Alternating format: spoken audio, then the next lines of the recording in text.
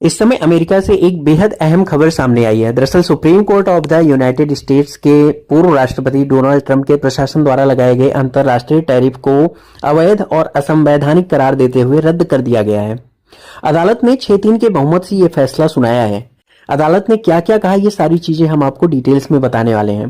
दरअसल supreme court का कहना है कि ट्रंप प्रशासन ने 1977 के international emergency economic powers act के तहत जिन टैरिफ को लागू किया था वह उस कानून की सीमाओं से परे था। अदालत के अनुसार IEEPA आपातकालीन परिस्थितियों में आर्थिक कदम उठाने की अनुमति तो देता है, लेकिन उसके तहत इतने व्यापक स्तर पर टैरिफ लगाना कानून की मंशा के अनुरूप नहीं है। कोर्ट ने स्पष्ट किया कि अमेरिकी संविधान के अनुसार टैरिफ लगाने का मूल अधिकार यूनाइटेड स्टेट्स कांग्रेस के पास है। कार्यपालिका बिना संसदीय अनुमति के इतने बड़े आर्थिक फैसले नहीं ले सकती।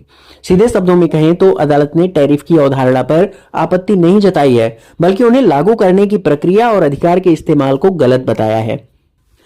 इस फैसले का क्या क्या संभावित असर होने वाला है, इन चीजों पर हम चर्चा कर लेते हैं। दरअसल अरबों डॉलर के टैरिफ पर इसका असर पड़ने वाला है। जिन आयातों पर अतिरिक्त शुल्क लगाया गया था वे अब कानूनी चुनौती के दायरे में आ सकते हैं, और इसके साथ ही साथ जिन आयातकों ने ज्यादा शुल्क चुकाया है वो सरकार से वापसी की मांग कर सकते हैं। अलग अलग अदालतों में इस संबंध में अलग अलग मामले चल रहे हैं, और ऐसे में कई अरबों डॉलर का रिफंड अमेरिका को करना पड़ सकता है।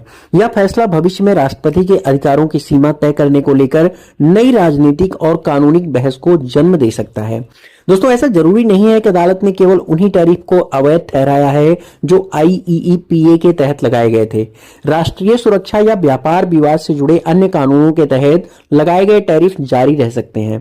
यानी मामला पूरी तरह से अभी खत्म नहीं हुआ है। कुछ टैरिफ हट सकते हैं, लेकिन कुछ टैरिफ ज्यों के त्यों बने रह सकते हैं। इसके अलावा प्रशासन के पास अन्य कानूनी रास्ते भी मौजूद हैं जिनके जरिए दोबारा टैरिफ लगाने की कोशिश की जा सकती है। यदि अंतरराष्ट्रीय समुदाय पर लगाए गए IEEPA वाले टैरिफ पूरी तरह रद्द माने जाते हैं तो भारत पर लगाए गए शुल्क भी प्रभावित हो सकते हैं। हालांकि अंतिम स्थिति इस बात पर निर्भर करेगी कि सरकार आगे कौन सा कानूनी रास्ता अपनाती है। वैश्विक बाजारों और व्यापारिक संबंधों पर इसका प्रभाव पड़ना तय माना जा रहा है, क्योंकि यह फैसला अमेरिका की व्यापार नीति की दिशा पर सीधा असर डाल सकता है। दोस्तों, अगर हम संक्षिप्त में बात करें तो अमेरिकी सुप्रीम कोर्ट ने ट्रंप प्रशासन के उन अंतरराष्ट्रीय टैरिफ को खारिज कर दिया है जिन्हें आपातकालीन कानून के तहत लागू किया गया था।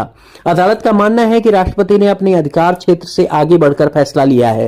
हालांकि मामला पूरी तरह समाप्त नहीं होता है। आगे कानूनी और राजनीतिक स्तर पर नई रणनीतियां